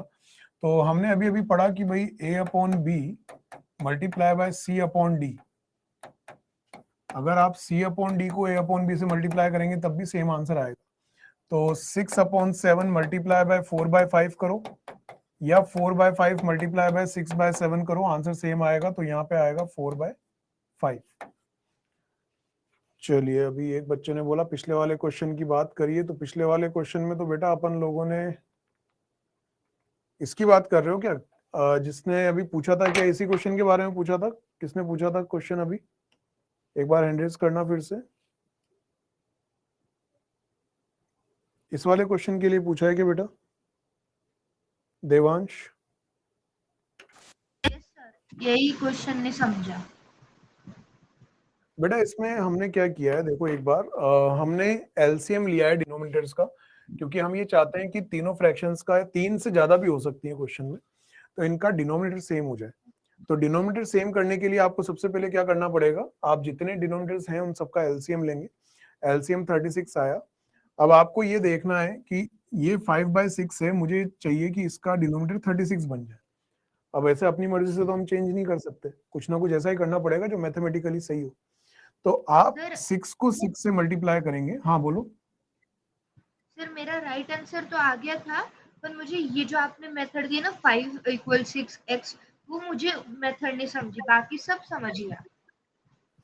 नहीं ये x नहीं है, ये मल्टीप्लीकेशन है पहली चीज, और हमने बस ये किया है। तो आपने कैसे किया, इसको कैसे पता लगाया कि कौन सा छोटा है कौन सा बड़ा है? फर्स्ट जो नंबर छोटा है वंस ऊपर की साइड से, उसको फर्स्टली हमने ये किया और उसके नीचे का नंबर। अच्छा आपने, नहीं बेटा ये तो तरीका ठीक नहीं रहेगा। वो यहाँ पे आपका आंसर सही आ गया, लेकिन जरूरी नहीं है हर जगह सही है, क्योंकि हम किसी एक टर्म को तब कर सकते हैं कंपेयर जब दूसरी वाली टर्म यानी कि डिनोमिनेटर क्या हो, सेम हो। ठीक है ना? तो आपको डिनोमिनेटर को सेम बनाना ही पड़ेगा। तो डिनोमिनेटर को सेम बनाने के लिए हमने सारा का सारा प्रोसेस किया है। ठीक है ना?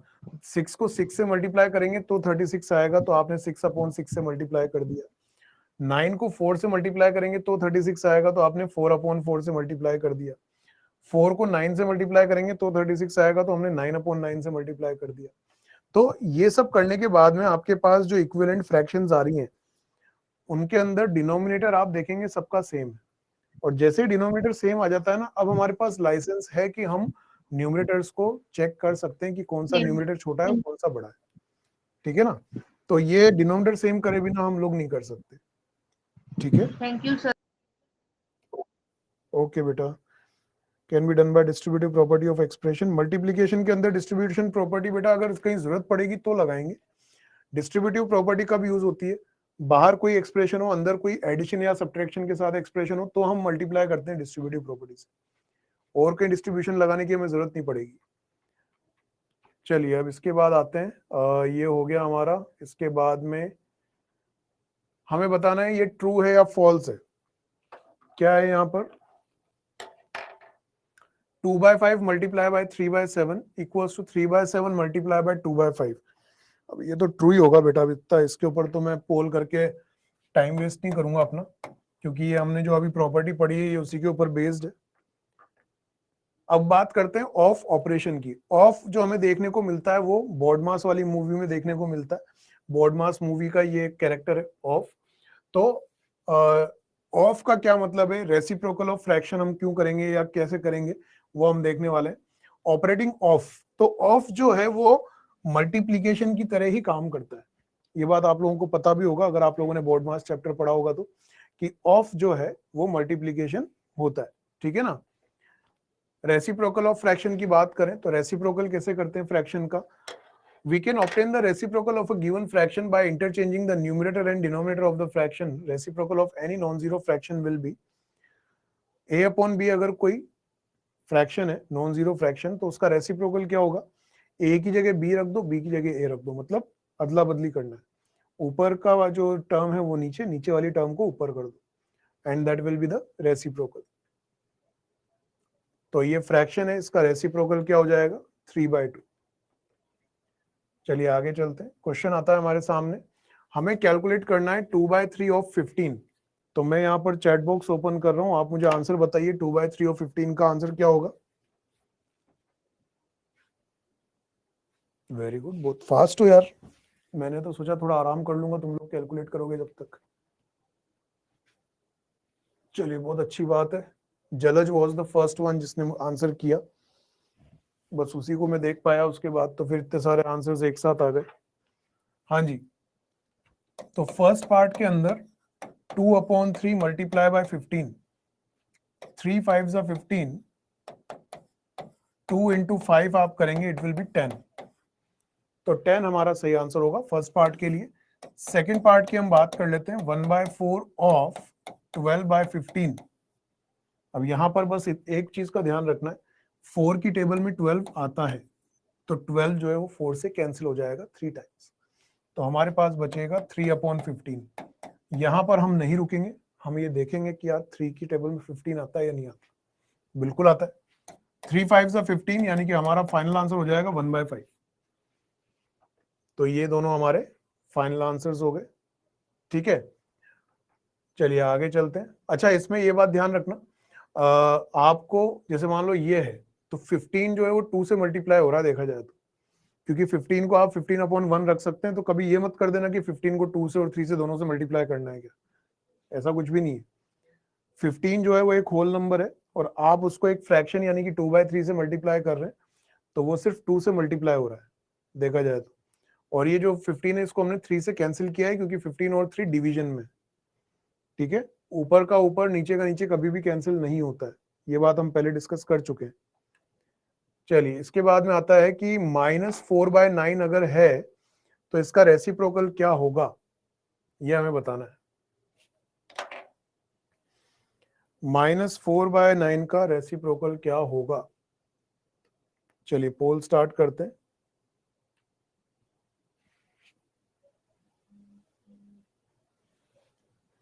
And the poll starts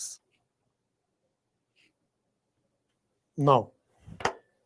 कीजिए वोट।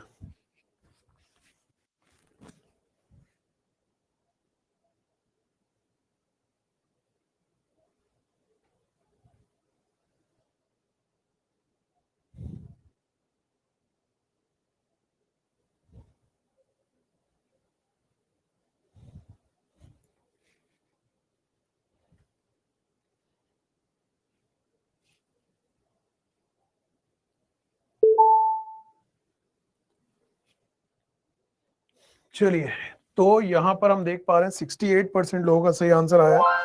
लीडर बोर्ड मैंने शेयर कर दिया आप लोगों के साथ। तो रेसिप्रोकल का मतलब क्या होता है, देखो अब कई बच्चे बोलेंगे कि सर ये नहीं समझ में आ रहा कि ये माइनस किसके साथ है। देखो मैं दोनों केस बताता हूं आपको,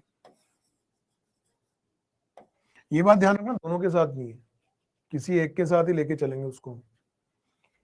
तो सपोज अगर आप ये मान रहे हैं कि ये -4 के साथ,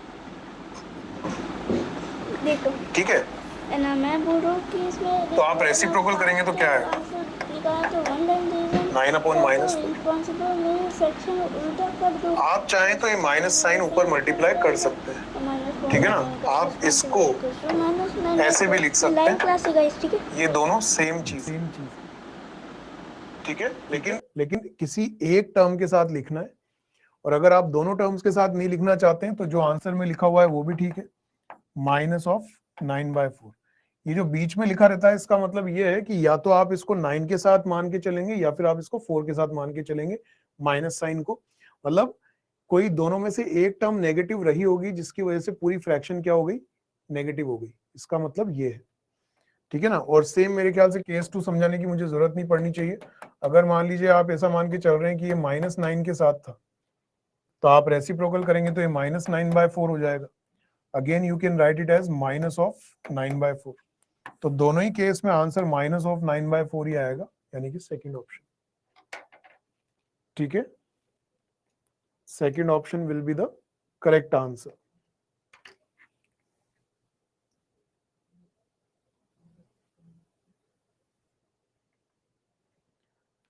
हमें 6/9 का रेसिप्रोकल चाहिए।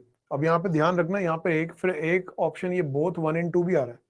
तो जब इस तरह के ऑप्शन आते हैं ना, तो हमें ज्यादा ध्यान रखना होता है कि कहीं ऐसा तो नहीं है कि बोथ हो तो वाला आंसर आ रहा हो।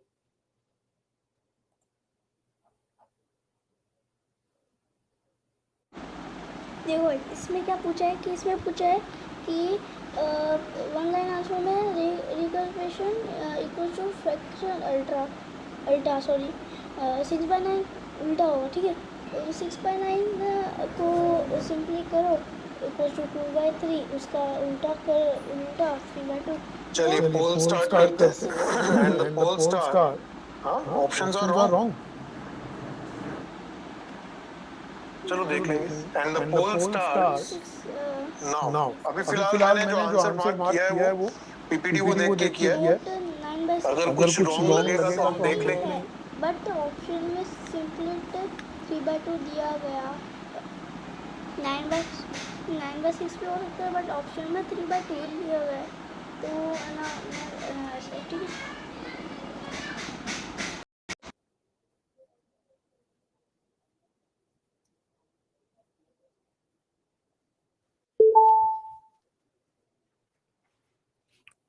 तो 58% बच्चों का सही आंसर आया है। इसमें क्या दिक्कत आ रही है तुम लोगों को? 6/9, इसका अगर मैं रेसिप्रोकल करता हूं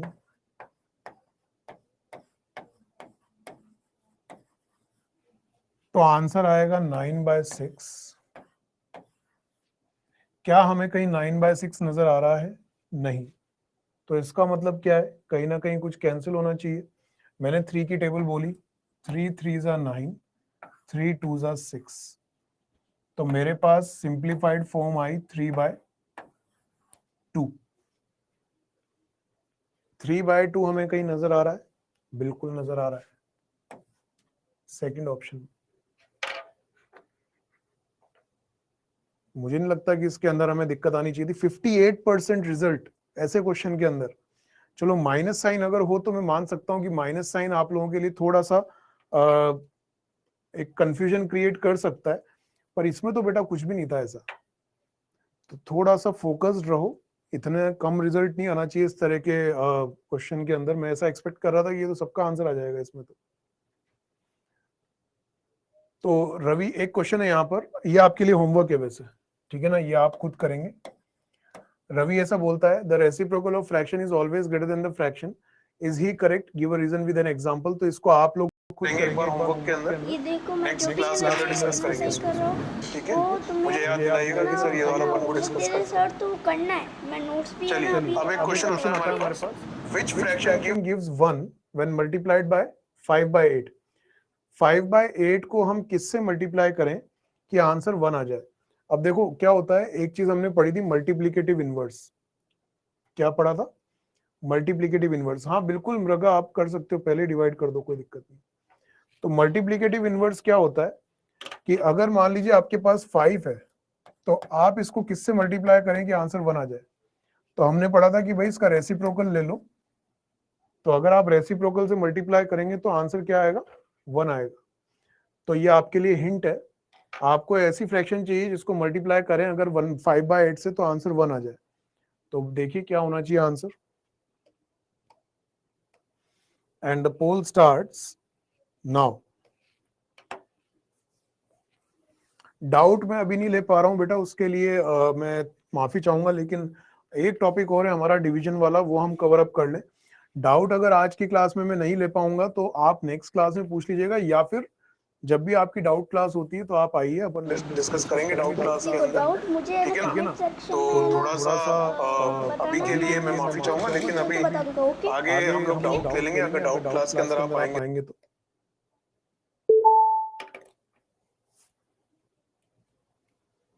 तो 71% लोगों ने सही आंसर किया है। तो जैसे अगर आप इस कॉन्सेप्ट को यूज करेंगे तो 5/8 को अगर मैं उसके रेसिप्रोकल 8/5 से मल्टीप्लाई करूंगा तो आंसर 1 आएगा, ठीक है ना? तो आंसर हो जाएगा 8/5।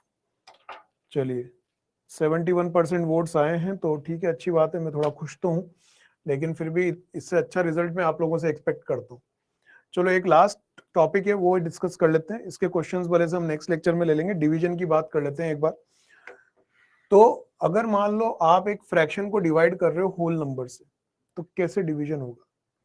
The rule for the division for fractional number by whole number is fraction upon whole number is equals to fraction multiplied by reciprocal of whole number. अब ये वैसे देखा जाए तो सिंपल सी बात है, अगर आप कह रहे हैं कि भाई 5/2 को डिवाइड कर रहे हैं 2 से, तो इसका क्या मतलब होगा? 5/2 को आप मल्टीप्लाई कर दीजिए 1/2 से, ये इसका मतलब है, ठीक है? जैसे यहाँ पर देखिए 1/4 को अगर 9 से डिवाइड कर रहे हैं तो उसका क्या मतलब हुआ? 1/4 मल्टीप्लाई बाय 1/9। आप 9 का रेसिप्रोकल करेंगे। कई बार बच्चे क्या गलती कर जाते हैं, ये एग्जांपल मैंने पहले भी शायद लिया होगा क्लास में। जैसे कई बार क्या है, बच्चों से बोलो 1/2 को 2 से डिवाइड कर दो, तो बच्चे क्या कहते हैं, अरे 2 को ऊपर ले जाएंगे, मल्टीप्लाई कर देंगे। अरे 2 से ऊपर मल्टीप्लाई कर दोगे तो 1 आंसर आ जाएगा। ये बहुत बड़ा ब्लेंडर हो गई है। क्यों? हाफ को हाफ किया तो 1 आ गया, ऐसा हो सकता है क्या? तो ये चीज यहाँ पर बहुत इंपॉर्टेंट चीज हो गई है कि अगर आप किसी फ्रैक्शन को किसी होल नंबर से डिवाइड कर रहे हो तो इसका मतलब क्या निकलता है कि उस फ्रैक्शन को उस होल नंबर के रेसिप्रोकल से मल्टीप्लाई करना है। ठीक है ना? The rule for division of whole number by fraction, अगर कोई होल नंबर है उसको फ्रैक्शन से डिवाइड कर रहे हैं तो क्या करना है, whole number multiply by reciprocal of fraction. तो जिससे डिवाइड कर रहे हो ना उसका तो रेसिप्रोकल ही करना है हमेशा। एग्जाम्पल देखो, अच्छा एग्जाम्पल दिया ही नहीं, बहुत अच्छी बात है। तो अगर मान लो मैं 5 को डिवाइड कर रहा हूं 5/2 से, 5 को मैं डिवाइड कर रहा हूं 5/2 से, तो इसका मतलब क्या होगा कि मुझे 5 को मल्टीप्लाई करना पड़ेगा 2/5 से। जिससे डिवाइड करते हैं जिसको हम बोलते हैं डिवाइजर। तो डिवाइजर जो है, डिवाइजर का आपको क्या लेना होता है, रेसिप्रोकल लेना होता है और फिर आप मल्टीप्लाई कर देते हैं। तो 5 multiply by the reciprocal of divisor यानी कि 2/5। तो इसको जब आप कैंसिल करेंगे you will get 2 as the answer. ठीक है ना? चलिए एक क्वेश्चन करके देख लेते हैं। जैसे कि फर्स्ट पार्ट है इसके अंदर बोला गया है कि 12 को डिवाइड करो किससे, 3/4 से। जो रूल पढ़ा है उसी रूल को हम लोग यहाँ पर अप्लाई करेंगे। डिवीजन के साइन को मल्टीप्लिकेशन में कन्वर्ट करके इसका क्या कर देंगे, रेसिप्रोकल कर देंगे। तो ये हो जाएगा 4/3। 3 से कैंसिल कीजिए 12 को 4 टाइम्स, 4 4 जा 16, 16 हमारा सही आंसर होगा। सेकंड पार्ट के अंदर 3 डिवाइडेड बाय, पहले इसको हम क्या करें, इम्प्रॉपर फ्रैक्शन में कन्वर्ट कर लें। 3 2 जा 6, 6 + 1 7, तो ये हो जाएगा 7/3। 3 मल्टीप्लाइड बाय, इसका रेसिप्रोकल लेंगे आप, इट विल बी 3/7।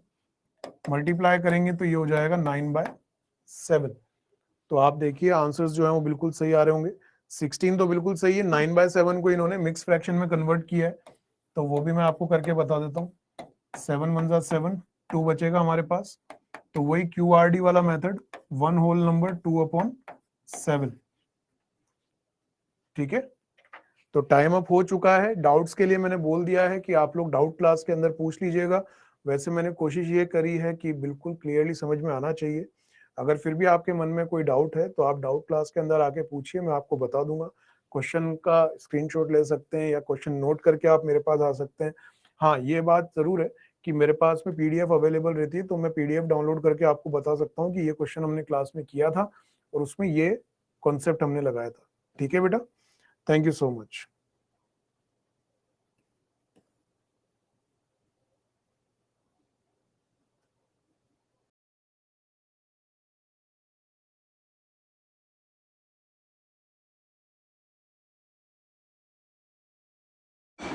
ओके, अभी आपको मैं नोट्स बताता हूँ। ये मैं अभी दूसरी वीडियो में डालूँगा, तब तक मैं आपको वो दिखाता हूँ। है क्या, ये देखना है पहले।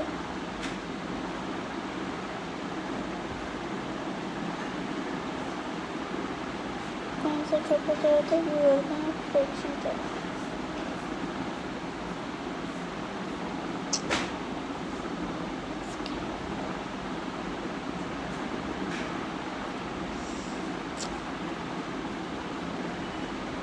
अभी शायद तक ये हुआ था ना,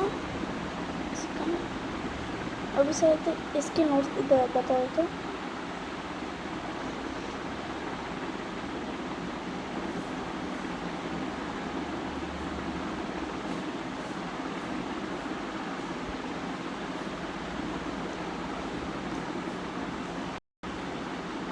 तो पहले का है,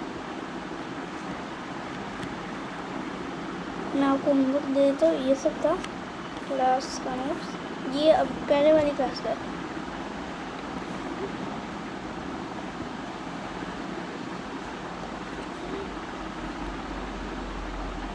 यहाँ से भी देखते जाना।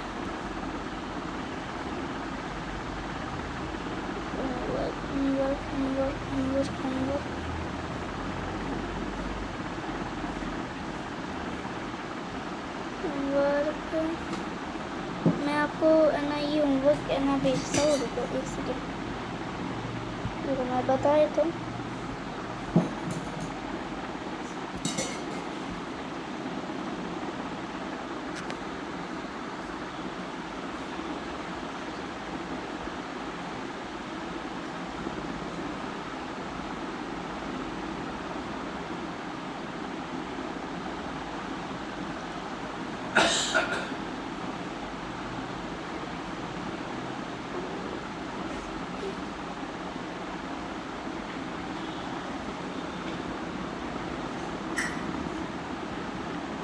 प्रैक्टिस में एक्सरसाइज बोला समझ, कौन सी एक्सरसाइज बोली है समझ?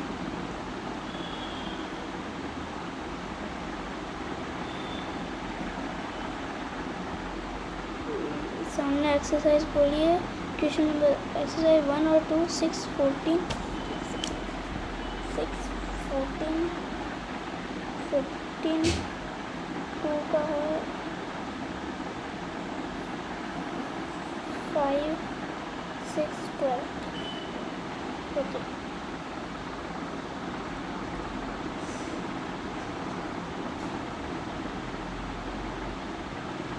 चलो फटाफट हट, अरे यार ऐड आ गई, कोई बात नहीं, आप ऐड कर दीजिए।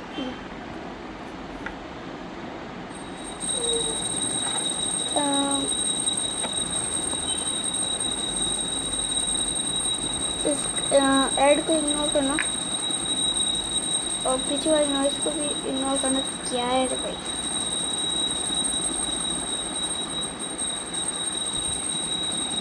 ओके।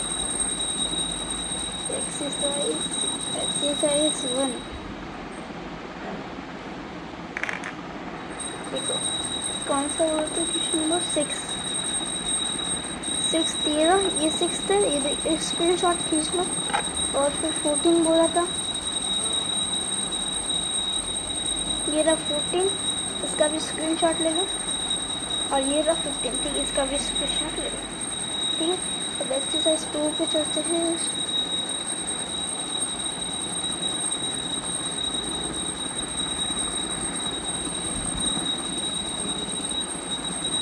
एक्सरसाइज 2 पे 5 ये स्क्रीन शॉट ले लो, ठीक है। फिर 6 ये स्क्रीन शॉट ले लो इसका, ठीक है, 6 का। और फिर 12,